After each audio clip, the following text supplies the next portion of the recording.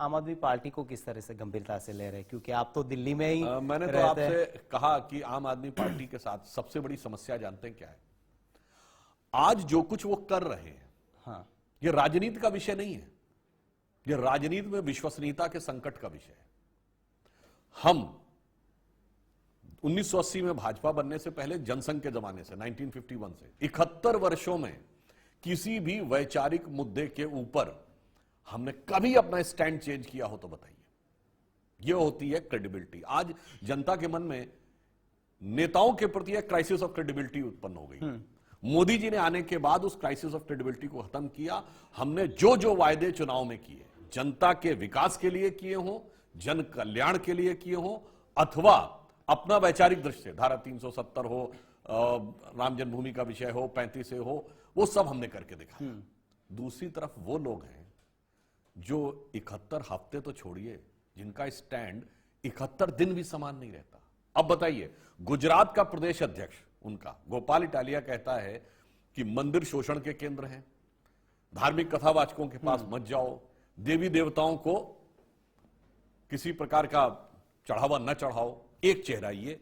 और दिल्ली में केजरीवाल ये कहने लगते हैं कि नोट के ऊपर लक्ष्मी गणेश जी की मूर्ति लाओ। तो ये जो दो चेहरे हैं, गुजरात में एक चेहरा, दिल्ली में दूसरा चेहरा, मुझे लगता है आज के समय में जनता बहुत बात तो ये है कि गुजरात का मॉडल आप दिल्ली में ले गए 2014 के चुनाव में, अब दिल्ली का मॉडल वो गुजरात में ला रहे हैं। वो कह रहे हैं कि भाई हमारा मॉडल देखिए और इस मॉडल को देखते हुए आप हमें मत दीजिए। देखिए, दिल्ली का मॉडल क्या है? दिल्ली का मॉडल है कि शराब में घोटाला किया, शराब के नशे में मदहोश, फिर बिजली में घोटाला किया, और उसके बाद सिर्फ और सिर्फ प्रचार। मैं एक उदाहरण देना चाहता हूं। जिस दिन दिल्ली के उप मुख्यमंत्री मनीष सिसोदिया जी को केवल पूछताछ के लिए सीबीआई ने बुलाया, उस दिन उन्होंने इतनी बड़ी यात्रा निकाली और भगत सिंह जी का नाम लेने लगे। इवन भगत सिंह जी के परिवार वालों ने भी उस पर आपत्ति दर्ज की। वो दिन कौन सा था? 10 अक्टूबर। और किसी को ध्यान है कि भगत सिंह जी की जन्म जयंती किस दिन पड़ती है? 28 सितंबर, मात्र उससे 12 दिन पहले।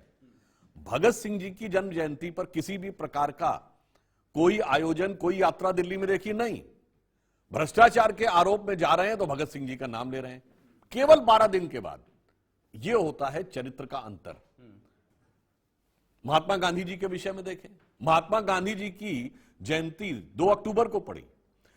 ऑफिशियल प्रोटोकॉल है कि दिल्ली के मुख्यमंत्री को उनकी समाधि पर जाकर श्रद्धा सुमन अर्पित करने नहीं दिए, यहां चुनाव में व्यस्त रहे। और उसके बाद जब शराब घोटाले का आरोप लगता है तो जाकर, कितनी दुख की बात है कि गांधी जी का जन्मदिन पूरे देश में ड्राई डे कहा जाता है, और शराब के आरोपी जाकर राजघाट पे अपनी निष्ठा प्रमाणित करने का प्रयास करें। तो ये इस प्रकार का जो उनका वो चरित्र है। अब इसे तो मैं ये कहूंगा कि अब उनके ऊपर क्या टिप्पणी की जाए। जो एक पुराना गीत था ना कि रह रहे के बदलते हैं दिन रात नए चोले, मतलब कि ये रसिया हैं, इन पे कोई क्या बोले। जी, पर सर यहाँ चुनावी वायदे तो काफी किए जा रहे हैं और सब मुफ्त में देने की बात हो रही है। जैसा दिल्ली में हुआ, वो बोल रहे कि भी फ्री बिजली मुफ्त होगी, हॉस्पिटल का जो इलाज है वो मुफ्त होगा। क्या मुफ्त वाला कुछ जनता को राज आएगा? क्योंकि गुजरात भी अलग स्टेट है, दिल्ली भी अलग स्टेट है। देखिए, पहला तो मुफ्त की एक बात बता दूं। दिल्ली में उन्होंने मुफ्त बिजली की बात कही, तो दिल्ली का अनुभव बता रहा हूं। मुफ्त वो होता है जैसे किसी को सब्सिडी देनी है तो भारत सरकार देती है, डायरेक्ट बेनिफिट ट्रांसफर। यदि किसी को आयुष्मान भारत में मान लीजिए स्वास्थ्य के लिए पैसा मिलना है, या किसी को उज्ज्वला योजना में मिलना है, या किसान सम्मान निधि मिलनी है, तो सीधे उसके खाते में पैसा ट्रांसफर होता है। ये दिल्ली में जो तथाकथित मुफ्त बिजली दी जा रही है, क्या किसी के अकाउंट में पैसा जा रहा है? नहीं। पैसा कहां जा रहा है? अब आपको बताता हूं। दिल्ली में 3 बड़ी कंपनियां हैं जो डिस्ट्रीब्यूशन में, यानी जो बिजली के वितरण में। एक कंपनी टाटा की है, उसके ऊपर किसी प्रकार का बकाया नहीं। 2 बड़ी कंपनियों पे 11,000 करोड़ रुपए से अधिक का बकाया था। और पूरे भारत में आपने ऐसा उदाहरण नहीं देखा होगा कि उन कंपनियों से करार होता है कि आपका जो बकाया है किसके ऊपर, दिल्ली की सरकार पे, वो एडजस्ट हो जाएगा जो हम लोगों को मुफ्त बिजली का पैसा दे रहे हैं। तो लोगों के पास जो ये जीरो बिल आता है ना, ये जानते क्यों आता है? बिल तो अंदर जनरेट हो रहा है, और वो पैसा जा रहा है उन कंपनियों के खाते में। और मजे की बात यह, निर्णय कंपनियों के खाते में जाने का कौन कर रहा है?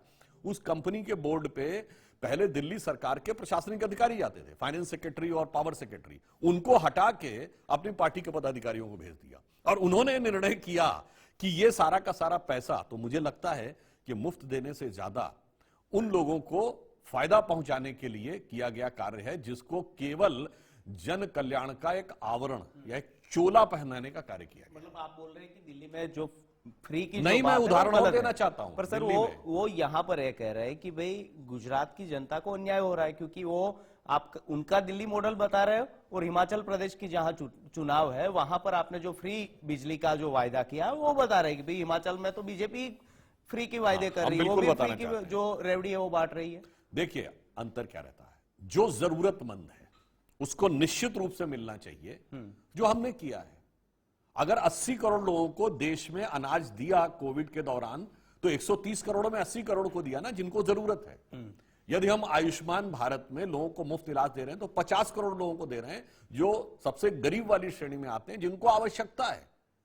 परंतु यदि कोई यह कहे कि उत्तर भारत में सबसे समृद्ध राज्य कौन है? पंजाब, वहां पे हम हर महिला को 1000 देंगे, तो ये बात किसी के गले के नीचे उतर है। अब गुजरात में, जो देश के सबसे समृद्ध राज्यों में से एक है, जो हम हर महिला को इतना देंगे, तो भाई जिसको जरूरत है, नहीं जरूरत है, इसका विचार किए बगैर जब आप ये प्रचार करते हैं कि हम सबको देंगे, तो आपकी मंशा पर, आपकी नीयत पर संदेह उत्पन्न होता है। क्योंकि हमारे तो परंपरा में है कि जरूरतमंद और गरीब को देना है। जो हमारे यहां कहावत कही गई है, साईं इतना दीजिए जामे कुटुंब समाए और मैं भी भूखा ना रहूं साधु ना भूखा जाए। तो हमें गरीब का पेट भी भरना है, परंतु सरकार के आर्थिक स्वास्थ्य का भी ध्यान रखना है, इसलिए जरूरतमंद को देना है। सबको कह देने का मतलब होता है कि आपके दिल में कहीं कुछ है। और दूसरा उदाहरण देना चाहता हूं, अभी बताइए ब्रिटेन में जो सत्ता परिवर्तन हुआ उसमें क्या हुआ? 45 दिन के अंदर लिज ट्रस को क्यों इस्तीफा देना पड़ा? उन्होंने आने के साथ ही, जिसको ये पॉपुलर वोट कहते हैं, टैक्स घटा दिया, उन्होंने कहा बैंक का इंटरेस्ट रेट घटा दिया, और 45 दिन के अंदर ये रियलाइजेशन हुआ कि अर्थव्यवस्था जो खराब थी वो और खराब की तरफ जा रही है। इसलिए यह भी ध्यान रखने की आवश्यकता है। अंतर जानते क्या है हमारी और उनकी सोच में? उनको सिर्फ 5 साल 7 साल आगे की सोच नहीं है। हम वो पार्टी हैं जो 5000 साल पहले के भारत के बारे में भी सोचते हैं, और 50 ही नहीं 500 साल बाद भारत क्या होगा उसके बारे में भी सोचते हैं।